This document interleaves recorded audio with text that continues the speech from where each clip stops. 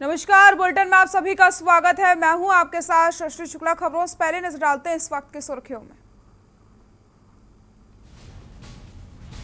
उत्तराखंड वन्यजीव बोर्ड की बैठक, सीएम त्रिवेंद्र सिंह रावत की अध्यक्षता में बैठक। शिवालय के एलिफेंट रिजर्व की अधिसूचना होगी निरस्त। कांग्रेस के बड़े नेताओं की जुबानी जंग में हरदा बोले, मेरा चुनाव लड़ने से ज्यादा कांग्रेस का जीतना जरूरी, सही समय पर सही फैसला लिया जाएगा। आगामी कुंभ मेले की तैयारियों को लेकर संत समाज की बैठक। कुंभ में सरकार द्वारा दी जा रही सुविधाओं पर की गई चर्चा, समय से पूरी हो जाएंगी तैयारियां। बर्फबारी से ऊंचाई वाले इलाकों में बर्फ की सफेद चादर में लिपटे, बर्फ से लदकर हुई उत्तराखंड की वादियां। उत्तराखंड में कोरोना का कहर जारी, 528 नए संक्रमित मिले, 11 की मौत, मरीजों की संख्या 72,000 के पार। बाहरी राज्यों से आने वालों की बॉर्डर पर जांच शुरू, टोकन से ही मिलेगी प्रदेश में एंट्री, रिपोर्ट आने तक घर में रहने की सलाह। आप देख रहे हैं के न्यूज, खबरों का सारथी। उत्तराखंड के पहाड़ी क्षेत्रों में हो रही बर्फबारी ने मैदानी इलाकों में ठंड का एहसास करा दिया है। देवभूमि के कई जिलों में तापमान माइनस में भी पहुंचने लगा है। ये रिपोर्ट देखिए। बर्फ की सफेद चादर में लिपटी वादियां। देवभूमि के कई जिलों में भारी बर्फबारी, कई जिलों में तापमान माइनस में पहुंचा। बर्फबारी ने बढ़ाई मैदानी इलाकों में ठंड, सैलानियों में दिख रहा खुशी का माहौल। खुशी के साथ आफत का भी सता रहा डर। बर्फबारी से अलर्ट मोड में उत्तराखंड प्रशासन।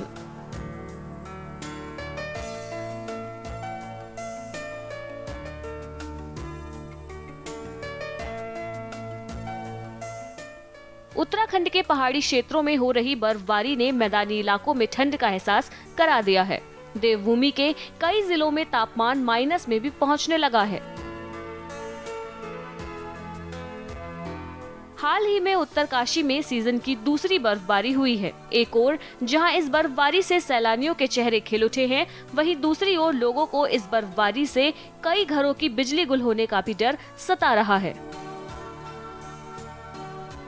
मौसम के मिजाज में बदलाव को लेकर प्रशासन भी अलर्ट पर है। प्रशासन द्वारा ऐसे इलाकों में पर्याप्त मात्रा में शीतकाल का खाद्यान्न पहुंचाने का निर्देश दिया है जहां इस तरीके की मुसीबतों की संभावना है। आपको बता दें, जिन जगहों पर बर्फबारी हो रही है वो गंगोत्री और यमुनोत्री धाम के अलावा दयारा बुग्याल, हर की दून घाटी हैं। इसके अलावा गंगा घाटी के हर्षिल, सुक्की, मुखवा, धराली, यमुना घाटी में खरसाली, जानकी चट्टी, पुरोला ब्लॉक के सरबडियार और मोरी ब्लॉक के सांकरी आदि गांव के निकट की पहाड़ियों पर भी बर्फबारी हो रही है। स्पेशल डेस्क, के न्यूज इंडिया।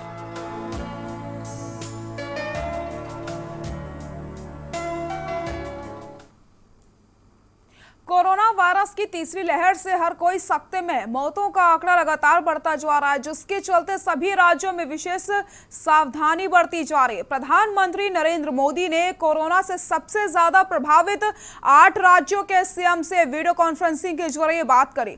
पीएम मोदी ने राज्यों को से कोरोना की केस की जानकारी के साथ ही बचाव के लिए अपनाए जा रहे तरीके और केंद्र के सहयोग को लेकर चर्चा की है। साथ ही साथ कोरोना वैक्सीन के वितरण को लेकर के राज्यों से सुझाव मांगे। 8 राज्यों के मुख्यमंत्रियों के साथ पीएम मोदी ने बैठक में क्या कुछ कहा और राज्यों के सीएम ने क्या एक्शन प्लान बताया है, ये रिपोर्ट में देखिए।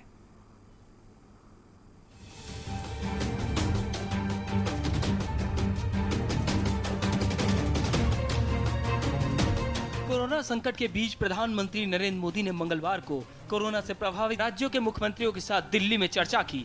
इस बैठक में कुल 8 राज्यों के मुख्यमंत्री शामिल हुए, जिसमें दिल्ली, गुजरात, बंगाल, यूपी, महाराष्ट्र के मुख्यमंत्री मौजूद रहे।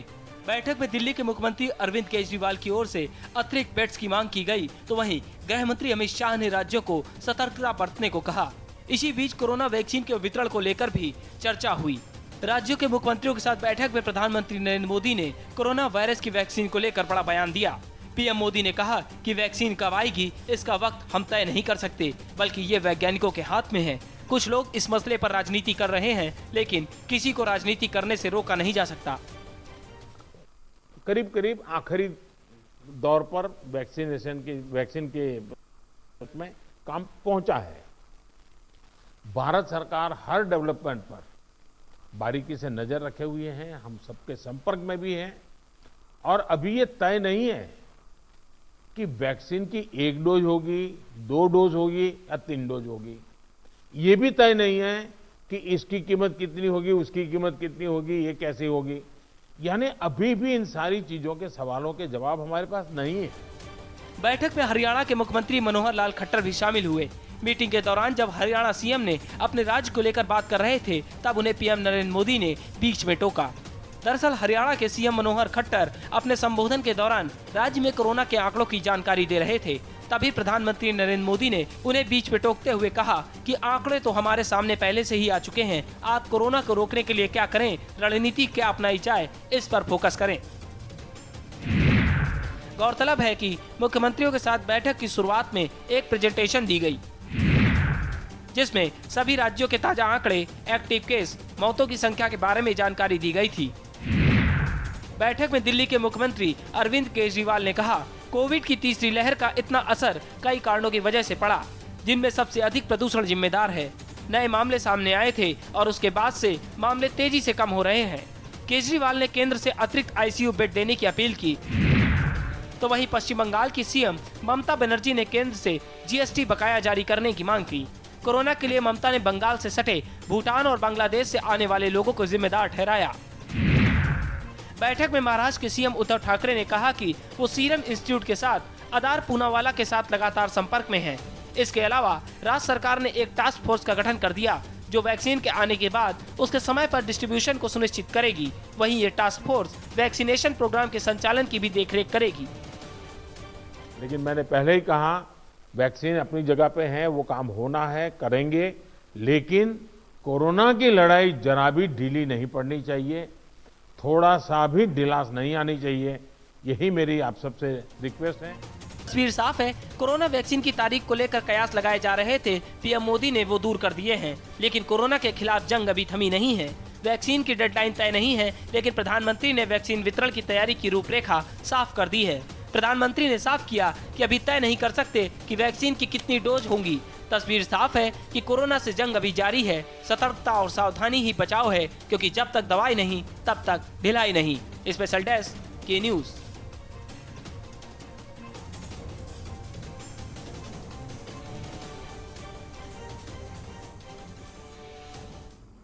कोरोना संकट पर मंगलवार को प्रधानमंत्री नरेंद्र मोदी ने मुख्यमंत्रियों के साथ बैठक करी।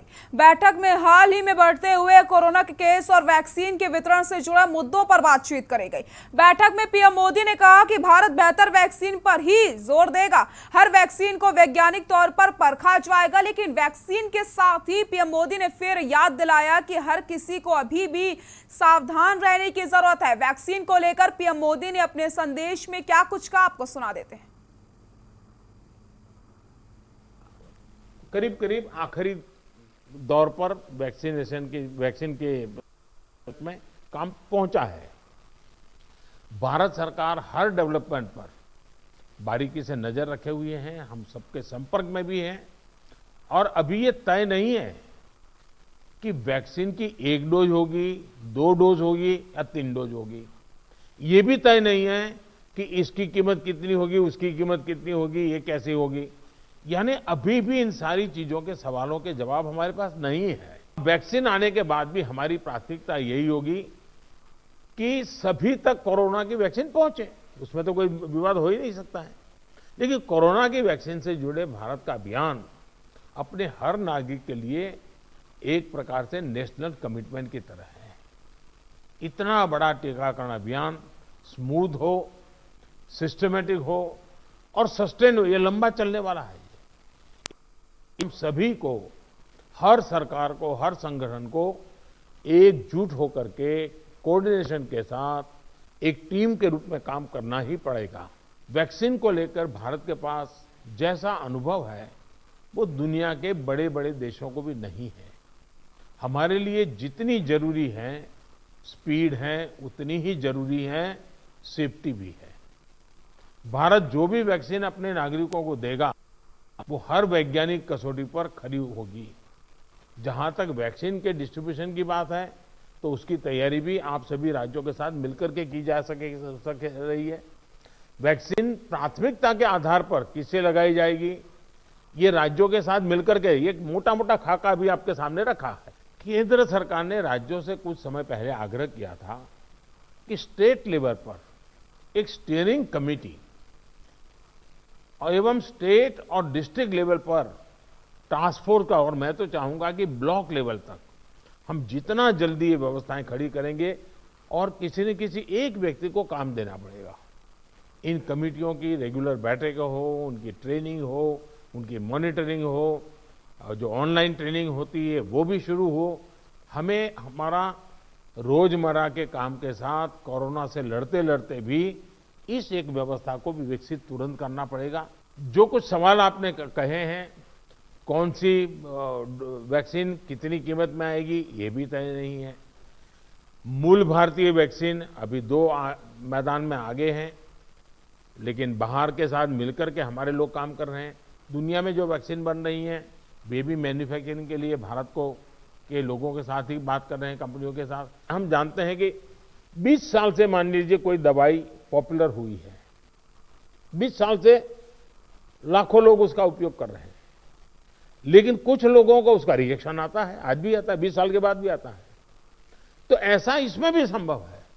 निर्णय वैज्ञानिक तराजू पर ही तोला जाना चाहिए।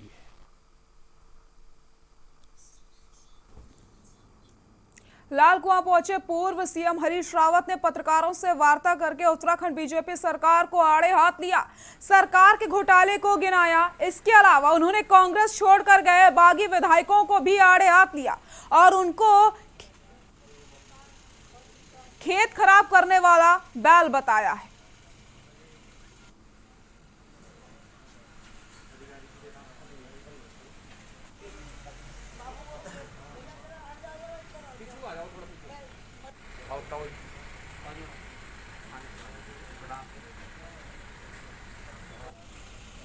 कारों के मामले में जो घोटाला हुआ है कर्मकार बोर्ड के, उसमें सबसे ज़्यादा दुखी तो दुर्गापाल जी को होना चाहिए था। इनके मंत्रित्व काल में श्रम विभाग हमने इस राज्य में एक पंजीकरण था जी, एक से हमने 2 लाख के करीब पंजीकरण पहुंचाए। जहाँ जहाँ श्रमिक थे सबको पंजीकृत किया और रुपया इकट्ठा नहीं हो रहा था, उसको इकट्ठा करके 250-300 करोड़ रुपया तक पहुंचा और रास्ता बनाया। और सब ये मेरा विषय नहीं है, ये आरक्षण ये प्रीतम सिंह जी का और इंदिरा जी का विषय है। मैं एक बात जानता हूँ कि जिन लोगों ने भी पार्टी की सरकार को गिराया है उनके विषय में किसी समय कोई कुछ सोचा जाता है।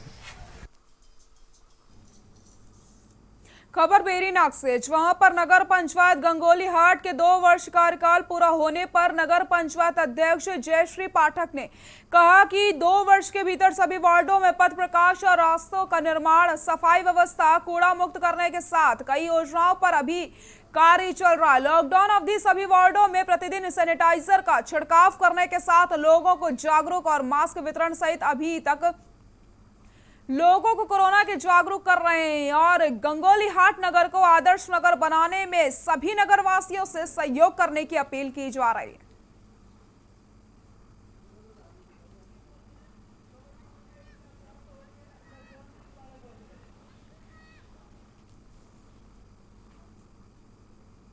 कार्यकाल को 2 वर्ष पूर्ण हो चुके हैं। इन 2 वर्षों के दौरान हमने अपने नगर क्षेत्र में पथ प्रकाश की पूरी व्यवस्था की है। उसके लिए हमने जगह जगह पर स्ट्रीट लाइट्स लगवाई हैं और जहाँ पर सोलर लाइट्स की ज़रूरत थी हमने सोलर लाइट्स लगवाई हैं। और इसके अलावा साफ़ सफाई का पूरा ध्यान रखा जाता है। नगर क्षेत्र में कहीं भी कूड़ा ना हो और पूर्ण रूप से साफ़ सफाई हो, इसका खास तौर पर हमने ख्याल रखा है।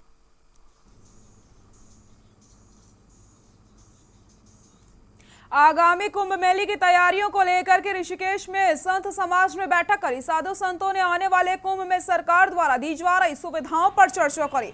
संत समिति के अध्यक्ष महंत विनय सरस्वत ने कहा कि आगामी कुंभ मेले की तैयारियों को समय से पूरा किया जाए ताकि आने वाले श्रद्धालुओं को, तीर्थ यात्रियों को किसी भी प्रकार की कोई परेशानी ना हो पाए। सभी सुविधाओं को सरकार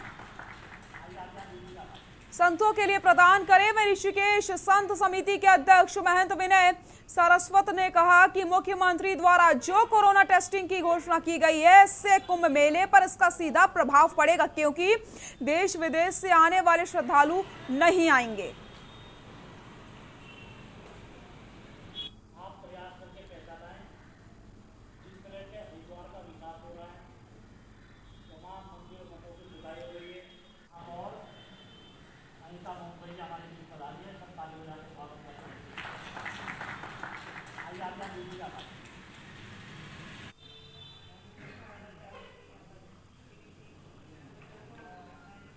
हम सबको डिस्टेंसिंग की बात करेंगे, मास्क की बात करेंगे। हम पूर्ण प्रयास करेंगे कि कोरोना को किसी भी तरह से रोका जाए। देखिए, यदि सरकार ये घोषणा करेगी टेस्टिंग की, तो आप तो इस मेले के आयोजन को फेल करना चाहते हैं। आपने तो इतना गलत स्टेटमेंट दे दिया कि पूरे देश में गलत मैसेज चला गया है। मैं तो मुख्यमंत्री जी के जो घोषणा है उसकी भर्त्सना करता हूँ, उसकी कठोर शब्दों में निंदा करता हूँ और उनसे अनुरोध करता हूँ कि कृपया तुरंत इसको वापस लें और ऐसा कोई कृत्य सरकार ना करे जिससे मेले के आयोजन में कोई भी बात। सामुदायिक स्वास्थ्य केंद्र बड़कोट में रोगियों के उपचार के लिए आर्टिफिशियल सांस लेने का उपकरण वेंटिलेटर विधायक यमुनोत्री केदार सिंह रावत के सौजन्य से अमित जुबली ने चिकित्सा प्रभारी बड़कोट डॉक्टर अंगद राणा को वेंटिलेटर उपलब्ध करवाया। वेंटिलेटर का उपयोग मरीजों को सांस लेने में अगर परेशानी होती है तो वेंटिलेटर के द्वारा आर्टिफिशियल सांस यानी सांस से सांस बनाने के लिए उपयोग होता है। इस उपकरण के द्वारा रोगों का इलाज सफलतापूर्वक किया जाता है। इस अवसर पर चिकित्सा प्रभारी डॉक्टर अंगद राणा व सामुदायिक स्वास्थ्य केंद्र के कर्मचारी मौजूद रहे।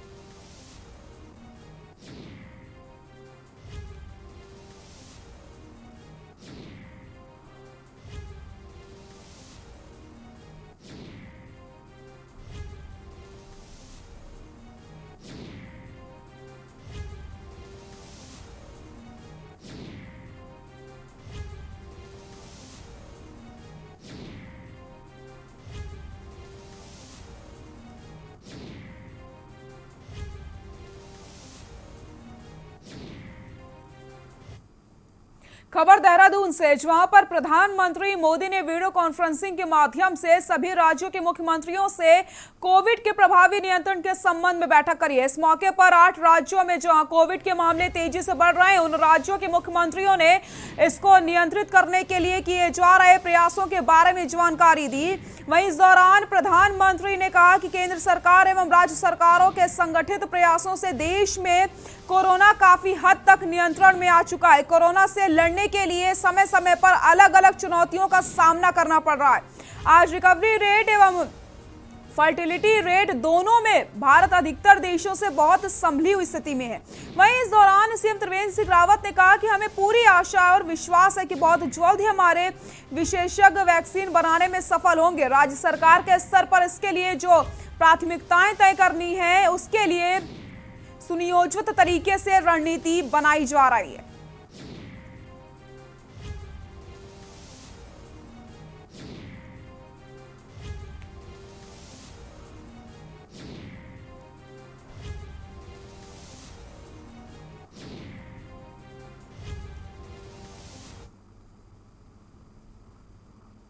यमुनोत्री राष्ट्रीय राजमार्ग खरादी के पास लगातार मलबा आने से जनजीवन अस्त व्यस्त हो चुका है। मामले पर होटल स्वामी मोहन सिंह पवार ने बताया कि इसका होटल अब पूर्ण रूप से क्षतिग्रस्त होने के कगार पर है और परिवार के सामने अब रोजी रोटी का संकट गहरा रहा है।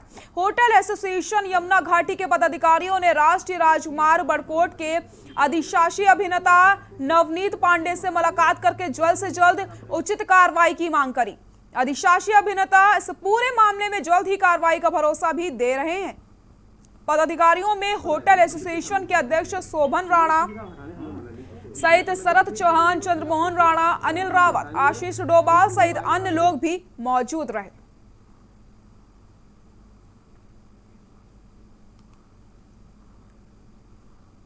पब्लिक के सामने दिया तो बोले ठीक है हटाने हमें मना नहीं किया तो मैं तो लिखे ही दे दूंगा कि आपको कि आप इसको हटाने दे रहे भविष्य में मलबा आएगा और आपको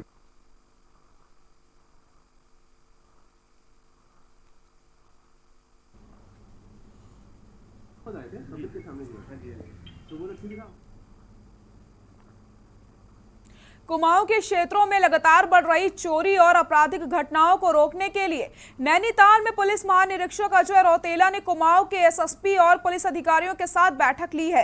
इस दौरान अजय रौतेला ने क्षेत्र में बढ़ रही सड़क दुर्घटनाओं को रोकने के लिए निर्देश देने के साथ ही कोरोना संक्रमण को रोकने के लिए सख्ती के साथ मास्क और सोशल डिस्टेंसिंग का पालन कराने के निर्देश दिए। वहीं अपराधियों की धरपकड़ तेज करने और लंबे समय से चल रहे मामलों को निस्तारित करने के आदेश जारी किए। बैठक के दौरान अजय रौतेला ने पुलिस अधिकारियों को आदेश दिए कि खनन सीजन के दौरान ओवरलोडिंग वाहनों चालकों के खिलाफ टीम बनाकर कार्रवाई की जाएगी।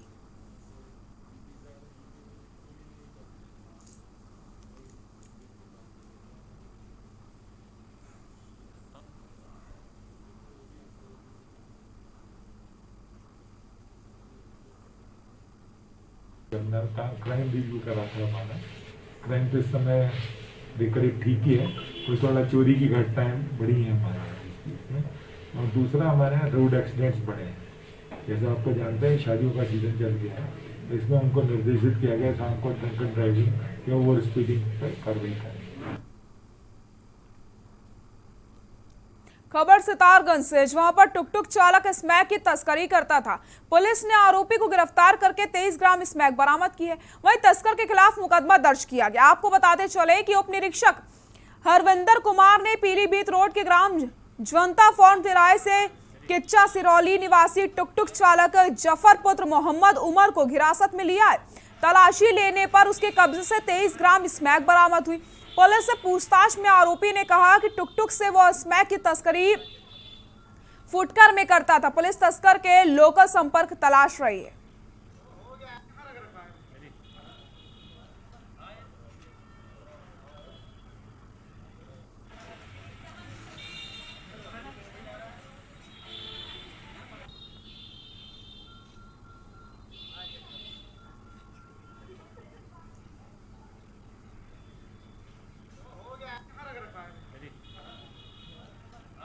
विरुद्ध अभियान के अंतर्गत कल चेकिंग के दौरान जनता फार्म किराए पर एक जफर नाम के व्यक्ति को, जो सिरौली का रहने वाला है, वो टुक से आ रहा था। उसके चेकिंग के दौरान उसकी चेकिंग की तरफ से 23 ग्राम जो है स्मैक बरामद हुई।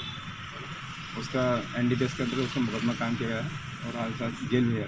नशे के विरुद्ध ही के अभियान के तहत ही एक शराबी को भी पकड़ा गया है। खबर देहरादून से, जहां पर मोतीचूर रायवाला के बीच ROB निर्माण के चलते ट्रेनों के संचालन पर रोक लगाई गई, जिसके चलते देहरादून नई दिल्ली शताब्दी एक्सप्रेस और देहरादून काठगोदाम जनशताब्दी एक्सप्रेस का संचालन मंगलवार और शुक्रवार को नहीं होगा। इसके अलावा देहरादून से प्रयागराज के बीच संचालित लिंक एक्सप्रेस को मंगलवार को देहरादून से संचालित नहीं किया जाएगा, जिसको लेकर के स्टेशन अधीक्षक सीताराम शंकर ने बताया कि रेलवे बोर्ड की तरफ से शताब्दी एक्सप्रेस और जनशताब्दी एक्सप्रेस के संचालन पर फिलहाल रोक लगाई गई है, जिसके चलते दोनों ट्रेनें मंगलवार और शुक्रवार को नई दिल्ली और काठगोदाम नहीं जाएंगी।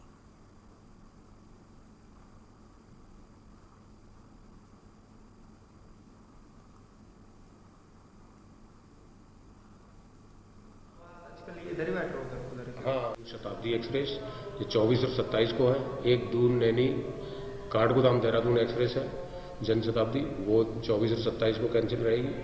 और 41-13 हमारी आज लक्सर तक थी, लक्सर से इलाहाबाद के लिए कैंसिल रहेगी। आज भी लक्सर टर्मिनेट होकर खाली रेंज जाएगा यहाँ से और गाड़ी कैंसिल रहेगी। और बाकी सब अपने प्रॉपर मसूरी चल रही है हमारे पास, नंदा देवी चल रही है कोटा के लिए, और जनशताब्दी सुबह नई दिल्ली वाली है 5 बजे जाती है, वो बराबर चल रही है। और 3:20 पे नई दिल्ली से देहरादून आती है एक रात को 21 बजे, वो चल रही है गाड़ी। तो ये गाड़ी चल रही है मसूरी, नंदा देवी, जनशताब्दी, ये चल रही है। बाजपुर में आज चीनी मिल के नवीन पेराई सत्र का उद्घाटन प्रदेश के परिवहन मंत्री यशपाल आर्य ने कन्वेयर बेल्ट का बटन दबा करके गन्ना डालकर किया। इससे पूर्व वैदिक मंत्रोच्चारण के साथ पूजा अर्चना करके चीनी के पेराई सत्र का शुभारंभ किया। चीनी मिल में पहली गन्ने से लदी बैलगाड़ी व पहली ट्रैक्टर ट्रॉली के मालिक को कैबिनेट मंत्री द्वारा एक कंबल, एक बाल्टी देकर के उनका माल्यार्पण करके सम्मानित किया गया है। आपको बता दें कि बाजपुर की चीनी मिल बदहाली के आंसू बहा रही है, जिसके आधुनिकीकरण के लिए विगत वर्ष उत्तराखंड के परिवहन मंत्री यशपाल आर्य ने कहा था कि लेकिन मंत्री जी के दावे एक बार फिर से फेल हुए। शुक्रवार को बाजपुर की चीनी मिल का पेराई सत्र का शुभारंभ प्रदेश के परिवहन मंत्री यशपाल आर्य ने किया।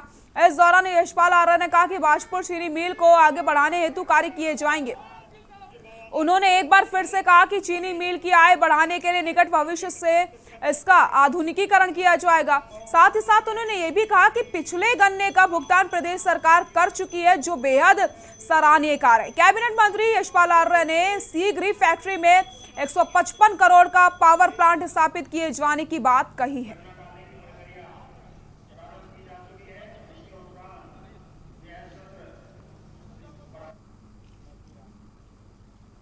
प्रबंधन को बहुत बहुत बधाई। पहली बार पूरे उत्तराखंड में जो हमारी चीनी मिलें हैं, उन चीनी मिलों में अभी पेराई सत्र नहीं हुआ है, लेकिन आज हमारे बाजपुर चीनी मिल में पेराई सत्र का शुभारंभ किया है। निश्चित रूप से बड़ी प्रसन्नता का विषय है और मुझे यकीन है, भरोसा है कि इस वर्ष रिकॉर्ड पेराई होगी, ऐसा मेरा मानना है। पिछले वर्ष गत वर्ष में जो चीनी का रिकवरी रेट था 10.81 रिकवरी रेट रहा है। बुलेटिन में फिलहाल के लिए इतना ही। देखते रहिए के न्यूज़ इंडिया। नमस्कार।